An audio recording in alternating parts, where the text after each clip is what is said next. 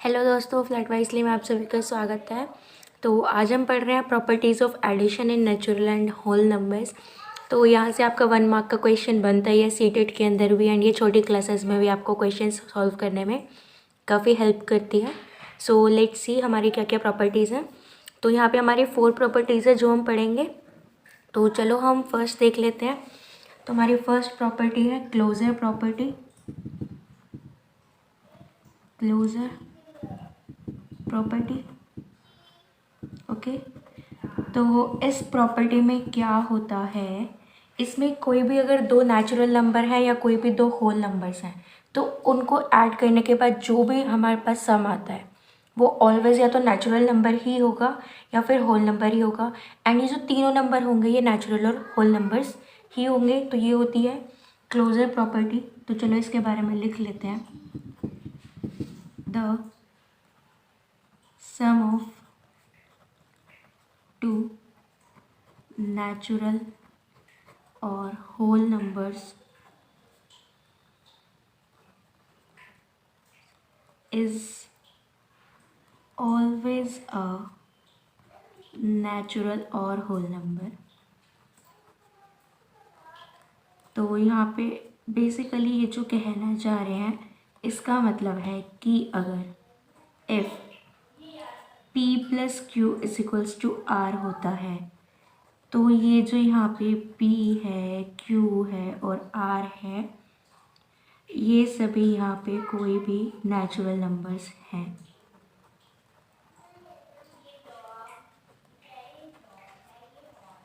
Are natural और whole numbers, okay. तो ये थी हमारी क्लोजर प्रॉपर्टी। आप इसका एग्जांपल देख सकते हो। 2 + 3 = 5 है। तो ये जो 2 है ये एक होल नंबर है और एक नेचुरल नंबर भी है।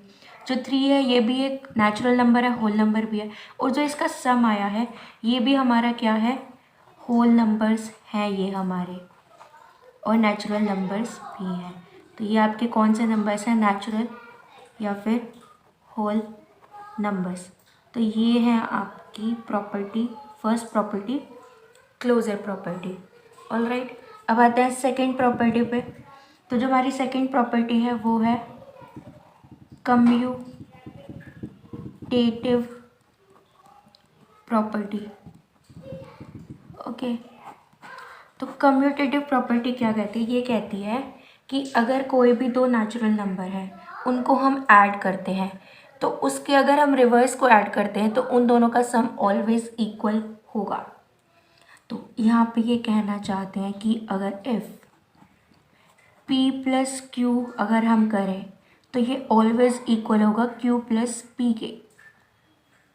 और ये जो यहाँ पे p और q होंगे ये हमेशा नेचुरल नंबर्स होंगे या फिर होल नंबर्स होंगे। नेचुरल और होल नंबर्स, तो इसमें आप एग्जांपल देख सकते हो। मान लो कि 2 + 3 अगर है तो अगर हम इसको उल्टा कर दें यानी कि 3 + 2 कर दें तो इनके सम ऑलवेज इक्वल ही रहेंगे, वेरीफाइड रहेंगे, इक्वल रहेंगे, और ये हमेशा नेचुरल नंबर्स होंगे या फिर आपके होल नंबर्स होंगे। तो इसका मतलब बस ये था कि अगर तुम किन्हीं भी 2 नेचुरल नंबर या होल नंबर को ऐड करते हो तो जो उसका सम आ रहा है तो वही सम आएगा इन दोनों नंबर्स के उल्टे का, यानी कि रिवर्स का। तो इसलिए हमने 2 + 3 किया एंड इसका उल्टा हो जाएगा 3 + 2। तो हमारा आंसर इक्वल आएगा एंड ये हमेशा नेचुरल नंबर्स होंगे या फिर होल नंबर्स होंगे, ठीक है। तो ये थी हमारी कम्यूटेटिव प्रॉपर्टी। अब आते हैं नेक्स्ट प्रॉपर्टी पे। तो जो हमारी नेक्स्ट प्रॉपर्टी है वो है हमारी एसोसिएटिव प्रॉपर्टी। तो एसोसिएटिव प्रॉपर्टी में ये होता है कि आपके कोई भी 3 नंबर्स दिए गए हैं तो उनका सम ऑलवेज इक्वल आएगा अगर हम उन्हें मतलब ब्रैकेट वाइज अगर सॉल्व करके देखें तो बेसिकली ये क्या कहते हैं, ये कहते हैं कि अगर p + q + r है तो ये इक्वल होगा p + q + r के ही। लेकिन यहाँ पे क्या डिफरेंस है, ब्रैकेट लग जाता है। यानी कि पहले हम ब्रैकेट, बोर्ड मास के अकॉर्डिंग क्या होता है कि पहले आप ब्रैकेट को सॉल्व करते हो तो जो p+2 है, यहाँ पे ब्रैकेट है तो हम पहले यहाँ पे इस नंबर को सॉल्व करेंगे, फिर इसमें हम ये थर्ड नंबर को ऐड करेंगे। लेकिन यहाँ पे हम क्या कर रहे हैं कि हम यहाँ पे लास्ट 2 नंबर्स को ऐड कर रहे हैं और फर्स्ट नंबर को ऐड बाद में कर रहे हैं, क्योंकि लास्ट 2 नंबर्स पे ब्रैकेट है। ठीक है, तो ये लेकिन तो ये कहना चाहते हैं कि इनका जो सम आएगा तब भी, ऐसा करने पे भी, पहले ब्रैकेट सॉल्व करने के बाद भी जो इनका सम आएगा वो इक्वली आएगा। तो ये जो प्रॉपर्टी है ये प्रोवाइड करती है, एक प्रोसेस है ताकि हम 3 नेचुरल नंबर को ऐड कर सके या फिर होल नंबर्स को ऐड कर सके। तो this property provides the process for adding 3 or more natural numbers और whole numbers। तो ये आपके नेचुरल नंबर या फिर होल नंबर्स के लिए, इसका एग्जांपल भी अभी देख लेते हैं। तो यहाँ पे ये कहना चाह रहे हैं कि अगर 2 + 3 + 4 है, ठीक है, तो ये ऑलवेज इक्वल होगा। अगर मैं 2 + 3 + 4 ही करती हूँ लेकिन यहाँ पे ब्रैकेट आ जाता है, तो यहाँ पे अगर हम पहले ब्रैकेट को सॉल्व करेंगे लेफ्ट हैंड साइड पे, तो 3 + 2 5 होगा, देन 5 + 4 हो जाएगा यहाँ पे 9। अब अगर हम RHS पे बात करें राइट हैंड साइड पे, तो हम पहले इसको सॉल्व करेंगे, यानी कि 2 प्लस ब्रैकेट को सॉल्व करें तो 4 + 3 7 और 7 + 2 क्या होता है 9। तो ये दोनों क्या है, ये दोनों इक्वल आ गए। तो यहाँ पे भी ये सेटिस्फाई हो रही है कंडीशन, इक्वल है, वेरीफाइड है। और आप ये देखो कि ये कौन से नंबर्स बन रहे हैं, ये नेचुरल नंबर भी है और होल नंबर्स भी है। तो ये थी हमारी एसोसिएटिव प्रॉपर्टी 3 नंबर्स के लिए। नेक्स्ट जो हमारी प्रॉपर्टी आती है वो आती है additive identity in whole numbers. ये हमारी एडिशन की ही प्रॉपर्टी है, इसको हम कहेंगे additive identity in whole numbers, या फिर इसको सिंपली याद रखो कि एडिटिव आइडेंटिटी कहते हैं।